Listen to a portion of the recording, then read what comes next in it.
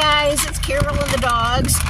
I have to give them a treat so Andy won't cry. His mama and Rhett went into Subway to get lunch, and Andy thought he needed to cry. Taylor is out of her surgery and she's doing fine. Here, Toby. So that was a relief for me. I was just really dreading it for her. And then her mom and dad both took off today to stay with her, and so she's getting a lot of attention from them. So we have Rhett, and we're going to have a spoil Rhett day. He got to choose Subway for lunch. We had coupons, and so they've gone in to get Subway sandwiches. This morning, Casey and Rhett went to the new grocery store. I don't know if I told you about it before, probably not. United Grocery Store is a Texas chain, although now it's owned by the same company that owns Albertsons. Anyway, United has been a Texas grocery store chain for a long time. In our city, there are 8 United grocery stores, and they just built a 9th one. And it's a Market Street version. We already had a United Market Street that's about 25 years old, but they just built this new one. The difference between a regular grocery store and a Market Street is Market Street has absolutely everything. The United grocery stores are big, but this United Market Street that they just built is 80,000 square feet. It's a huge store. And they have regular food, but then they have specialty things. They've got a barbecue restaurant. They've got a hot food deli. The other Uniteds have the deli too. And then they have a chopsticks, noodle, and sushi bar. They have a wine tasting room where you can go have wine or beer. They have a lot of specialty departments. My daughter Becky has worked for United for years and years, and she got to go to the new store, transferred to the new store, and she's over a department, I forgot what it's called, something living, but it's like all the products are organic or something. There's something special. I know they have goat soap bars of soap. I told her not to buy me one. I love goat soap bars for my face, but they're a small bar and they're $7.99. I told her, don't get me one of those. I would feel bad every time I wash my face that little bar was diminishing in front of my eyes. They have a big kitchenware section. I don't know, but I don't know how large a normal grocery store is, but evidently 80,000 feet is a super duper big store. Anyway, so Casey, it just opened yesterday. Casey took Rhett to go to that store today while Taylor was in her surgery and see what all they had in there. And now we're doing Subway. And then I'm not sure what we'll do after lunch, but we're going to do whatever he wants to. He gets to choose everything today. We're going to work on school. Their kids are homeschooled, so we have pretty much freedom to do whatever, whenever we want. So we'll work on school a while, and then we'll probably play games. But anyway, it's a beautiful day. It's a little windy, but it's probably 85 degrees. I don't know. It's nice. It's a nice day. And that's what's going on here. So we're just waiting for them to come out. I'm going to attach this to my cake recipe that I made. That cake is called a Wacky cake. I saw it on Pinterest. They've been around since the Depression, but I had never heard of one. It's a Depression era recipe. And I was on Pinterest. You know, I stay on Pinterest all the time looking for something. Looking for different ways to cook chicken, actually. But anyway, I was on Pinterest looking at stuff, and it just popped up in my feed, a Snickerdoodle Wacky cake.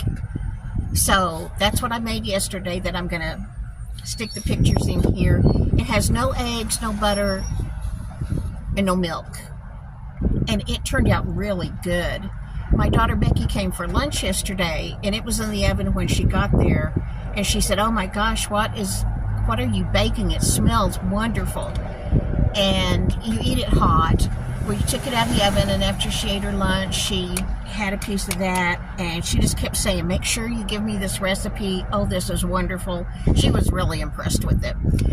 Now, the recipe, you bake the cake, and then when it comes out of the oven, while it's still hot, you sprinkle the top with sugar and cinnamon. The recipe said 1 tablespoon of sugar and a teaspoon of cinnamon. Well, I already had a little jar of cinnamon and sugar mixed up that I used to make cinnamon toast. And so I generously sprinkled that all over the top. That was too much. I mean, it was okay. And Becky liked it because it made a crunchy topping, but it was too much. I would measure it out next time. And then you made a caramel sauce to go on top of that. I'd never made caramel before.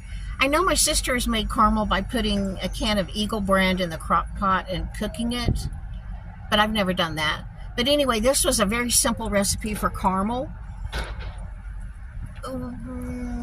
We didn't really care for it. We didn't think it really tasted like caramel so much. It was good, but I was expecting it to taste like Werther's caramels, and it didn't. It was brown sugar, butter, and milk, and you just cooked it. So I'll stick that recipe into, though. Becky and I both said we liked the cake without it, and we liked it with it on top, drizzled on top. So either way. And it made, I guess it made a cup of caramel. We didn't use all of it by far. I've got a bunch left over, so I think I'll just drizzle that over ice cream. And I don't know, maybe I'll freeze it. I don't know if you can do that or not. But anyway, that's what the cake is, and I'll stick the pictures in right now. Okay. Hey guys, this is Carol. How are ya? I am pretty good. I was looking on Pinterest last night. You know, I check Pinterest every day. I just love to go to Pinterest. Well, anyway, this cake recipe popped up in my feed that I had never heard of before. It's called a Wacky cake. This particular recipe is a Snickerdoodle Wacky cake. It has no butter, no milk, and no eggs. So I thought I'd give it a try. First of all, let me tell you what the recipe is. In a bowl, you place 1.5 cups of flour, 1/2 cup of sugar, 1/2 cup of brown sugar, 2.5 teaspoons of cinnamon, 1 teaspoon baking soda, 1/2 teaspoon cream of tartar, and 1/2 teaspoon of salt. And whisk that all together. And then to that, you're going to add 5 tablespoons of vegetable oil, 2 teaspoons of vanilla, 1 teaspoon apple cider vinegar or white vinegar. I whisk that all up together, and then you add 1 cup of water and whisk that in. Now you're done. You're ready to put it in a prepared 8x8 baking dish. To prepare it, you can butter this dish, or you can use nonstick spray. That's what I did. Pour it in your pan. Bake it in a 350-degree oven for 30 minutes. But check it, with a toothpick, because mine got done a little bit quicker than that. And you just take it out, and then you sprinkle cinnamon sugar on the top. It said to mix 1 tablespoon of sugar and 1 teaspoon of cinnamon. I already had some mixed up that I used to make cinnamon toast, so I poured a little bit of it into a bowl, and I just spooned that over the top of my cake. I got too much. I think it was a little too much. It made it really sweet, and it made kind of a crunchy top.